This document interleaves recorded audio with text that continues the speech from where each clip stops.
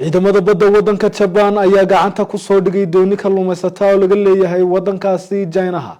Arrintani ayaana xiisada u dhaxaysa labada dal kor u sii qaadaysa. ciidamada badda dalka Japan ayaa sheegay in gacanta ku dhigeen dooni laga leeyahay dalka Shiinaha oo soo gashay biyahooda, waxaana sheegeen in digniino u diraan in aan biyahooda u soo galin, hase yeeshee iska dhantirtay sidaas in ay ku qabsadeen. Qabsashada doonidan ayaa xiisada u dhaxaysa Shiinaha iyo Japan dabka ku sii shidaysa. Madaxa hay'adda kalluumaysatada Japan ayaa sheegay in doonidan ay wateen dad qalqaal aan waxba maqlin. doonidan oo nooca kalluumaysiga ayaa haatan gacanta ku jirta ciidamada badda waddanka Japan, waana doonidii ugu horeysay gacanta ku dhigaan ciidamada badda Japan tan iyo sanadkii 2022. naaqudihii doontii shaqaalihii la socda ayaa dhammaantood lagu dejiyay doonida oo loo qaaday goob lagu baaro. ilaa hadda ma jirto wax war oo ka soo baxay dhinaca Shiinaha. tirada dadka saarnaa doonidani ayaa lagu sheegay 11 qof oo ku jira naaqudihii doontaasi waday.